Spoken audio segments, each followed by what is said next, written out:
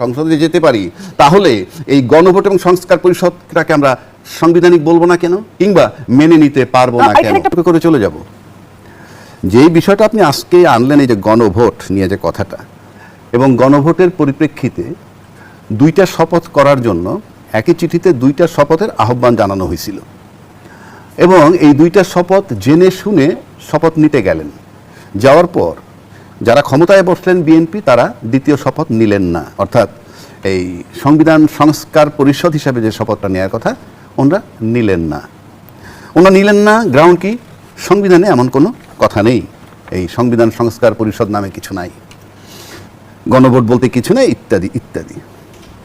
আমি প্রথম একটা করি, আজকে আমি কতগুলো জিনিস পাইছি এক জায়গায়। আপনি যদি সিম্পল একটা জায়গায় আসি, গণভোট না মানলে নির্বাচন হতো না, এটা বলেছেন মেজর হাফিজ সাহেব, তাই তিনি মেনে নিছেন।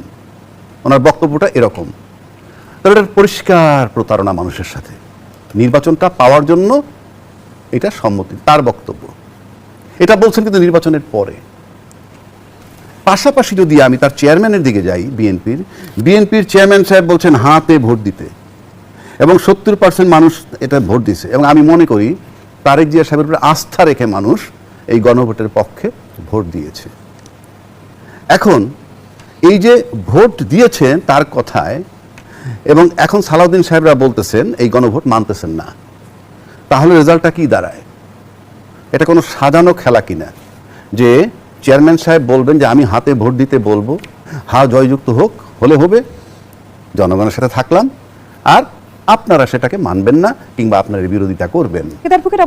আমি শেষ করছি, সালাউদ্দিন সাহেব তো ওই সরকারের উপর প্রতারণার অভিযোগ আনছেন, কিন্তু আমরা যেখানে এই বিএনপি কিন্তু গণভোটের প্রস্তাব আনলো, সেই গণভোট যখন তারেক জিয়া সাহেব বললেন হাতে ভোট দিতে, এখন তারা বিরোধিতা করছেন, তাহলে আমার প্রশ্ন হইল এটা কি সাজানো কিনা? শেষ করতে না দিলে হবে না, তো শেষ করতে না দিলে হবে না। এই হাতে ভোট দেওয়ার পর যখন আজকে বিরোধিতা করতে সালাউদ্দিন সাহেবরা, তাহলে এটা তাদের প্ল্যান গেম কিনা?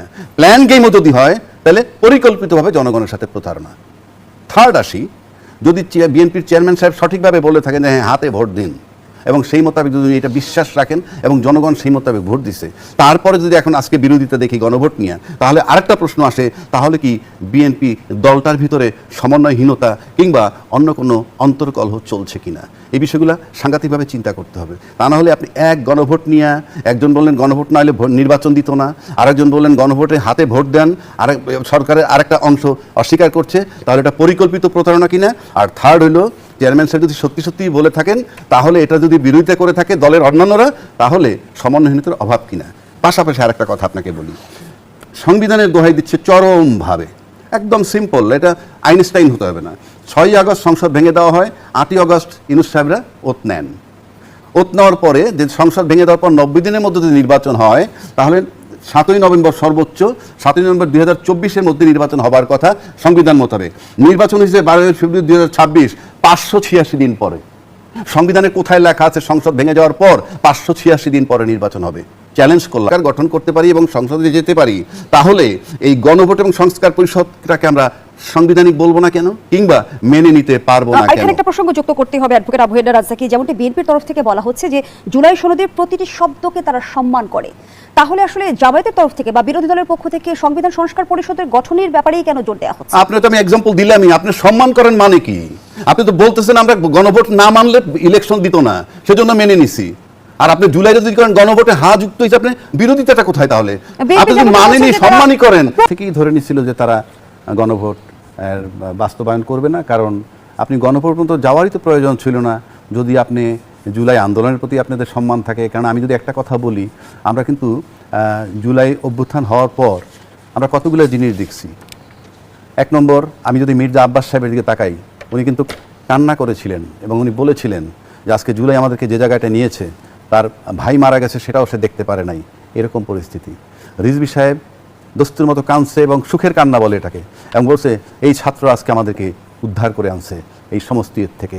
আমি বলছি না ছাত্রদের একার কৃতিত্ব, বাট এটা ছিল টার্নিং পয়েন্ট। জুলাইটা আন্দোলনের সবাই ছিল, কিন্তু এটা ছিল টার্নিং পয়েন্ট। আমরা তো রোলটা দেখছি, এত আন্দোলন, এত সরকার বিরোধিতা, এত বিএনপির উপরে জেল জুলুম চলছে, ইত্যাদি ইত্যাদি। তা সত্ত্বেও কিন্তু আমরা এমন কোন স্ট্যান্ড দেখতেছি না যে এই সরকার মানে এই ফ্যাসিজমের বিরুদ্ধে তাদের অ্যাকশনগত। তো এই যে আমি কান্না দেখছি এবং এই জুলাইয়ের প্রতি তাদের যে শ্রদ্ধাবোধটা আমরা দেখছি, কিন্তু ইনঅ্যাকশন আমরা দেখছি। একমাত্র লুৎফুজ্জামান বাবর, তাকে আমি দেখলাম, সে বলতেছে যে এই নির্বাচনের পর সবাই বদলায় গেল, সে বদলায় নাই। তিনি বলছেন আজকে এই জুলাইয়ের আন্দোলনের পরিপ্রেক্ষিতে আমি নতুন জীবন পাইছি, এটা সে বলছে। এবং এই জুলাইকে গুরুত্ব দিতে হবে, জুলাইকে সম্মান প্রদর্শন করতে হবে, এই কথাটা উনি বলছেন। কিন্তু আমরা আজকে যে অ্যাকশনটা দেখতেছি, সেই অ্যাকশন আমরা মুখে যাই বলি না কেন, আমরা জুলাইয়ের প্রতি কোনো সম্মান দেখতেছি না, আমি কোনোভাবেই দেখতেছি না। তাহলে এই কারণটা কি? এই যে জুলাই প্রতি আমাদের সম্মানটা নাই, এটার কারণটা কি? কোনো পক্ষেরই কি নেই নাকি সরকারের তরফ থেকে দেখছেন? আমি এখন যারা ক্ষমতা আছে তাদের কথা বলবো, আর আমরা আলোচনা করব। কারণ সরকার 2/3 মেজরিটি পেয়েছে, সরকারের কিন্তু কাউকে প্রয়োজন নাই। মানে আপনি সংসদ চালানোর জন্য, সংবিধান সংস্কার করার জন্য, কিংবা যে কোনো সিদ্ধান্ত নেওয়ার জন্য, আইন প্রণয়ন করার কোনো কিছুর জন্যই অন্য বিরোধী দল যারা আছে তাদের কাউকে প্রয়োজন নাই। এখন তারা যদি তাদের বিবেচনাকে কাজে না লাগান, তাহলে তো আমাদের কিছু করার নাই।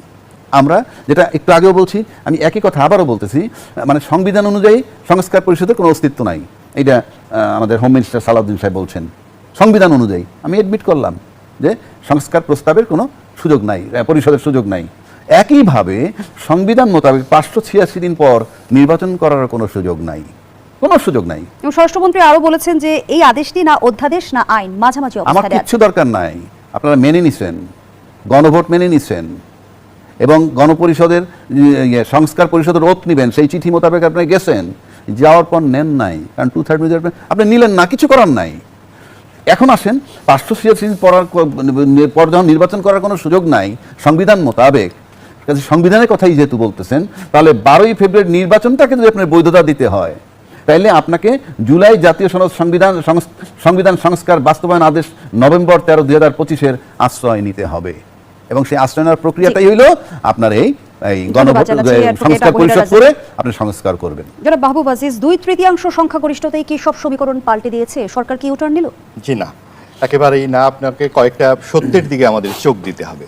দেখুন, রাজ্জাকি ভাই যেটা বললেন যে জুলাইকে সম্মান প্রদর্শন করতে হবে, এটা তো বলা বাহুল্য, কারণ জুলাই তো এই সদ্য ঘটে গেল এবং সকলের চোখের সামনে 36 দিনের যে আন্দোলন, 16ই জুলাই থেকে শুরু করে 5ই আগস্ট পর্যন্ত, এই 36 দিন কি গণমাধ্যম প্রকাশিত হয়নি? মানে পত্রিকা, টেলিভিশন, এগুলো তো সব আছে। কার কি ভূমিকা ওই পত্রিকাতেই তো লেখা আছে। তেলবাজি সাংবাদিকতা যেমন হয়েছে, এই ফ্যাসিবাদ কি করে মানুষের গলা চেপে ধরেছিল তাও কিন্তু লেখা আছে। এইগুলো পত্রিকা পাওয়া যায়, এখনো পাওয়া যায়, যেগুলো 50 টাকা, 150 টাকা, 200 টাকায় বিক্রি হয়েছে। অনেকেই তো বলেন সাংবাদিকরা খালি তেলবাজি করেছে ইত্যাদি, পত্রিকাগুলো একটু পড়ে দেখবেন কার কি ভূমিকা ছিল। ঠিক একইভাবে কোন রাজনৈতিক দলের কি ভূমিকা ছিল, যেই নেতাদের কথা বললেন, হ্যাঁ, তারা কে কি বলেছেন ব্যক্তিগতভাবে, কোন জায়গায় ইমোশনালি কথা বলেছেন, সেটা যেমন সত্য, আবার একই রকম ভাবে সত্য 5ই আগস্টের পরে যাদেরকে উপদেষ্টা নিয়োগ করা হয়েছে এই গণঅভ্যুত্থানের সাথে তাদের কি সম্পর্ক ছিল। ডক্টর ইউনূস এই সময় রাজপথে ছিলেন? ডক্টর ইউনূস কি এই 7 তলা থেকে ওঠানামা করা ছাড়া আর শেখ হাসিনার সাথে তার ব্যক্তিগত দ্বন্দ্ব ছাড়া আর তার গণঅভ্যুত্থানের সাথে তার সম্পর্কটা কি?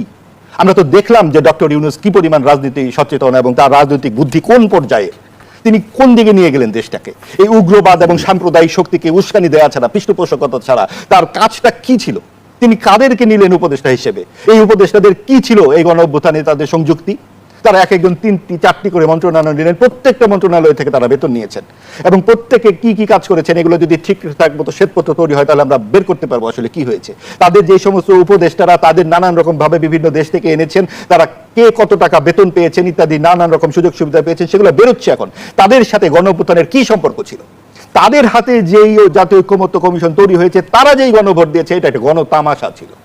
এই দেশের মানুষকে তারা মনে করেছে যে তারা ইথিওপিয়া বা কঙ্গোর মানুষ, যে তারা ভুখা নাঙ্গা, তারা খেতে পারে না, তাদেরকে একটা কিছু ধরে দিলেই হবে। না, দুঃখিত, আমরা পাকিস্তানের চেয়ে আমাদের মাথা পিছু আয় ডাবল করে ফেলেছি। আমরা খেতে পারি, আমাদের মাথায় কিছু বুদ্ধিও আছে। সেই বুদ্ধির কারণেই আমরা বলছি যে আমাদের এই রাজনৈতিক দলগুলো তাদের সকলেরই কন্ট্রিবিউশন আছে এই গণঅভ্যুত্থানে। জুলাই কারো একক সম্পত্তি নয়, যেমন মুক্তিযুদ্ধ আওয়ামী লীগের একক সম্পত্তি নয়।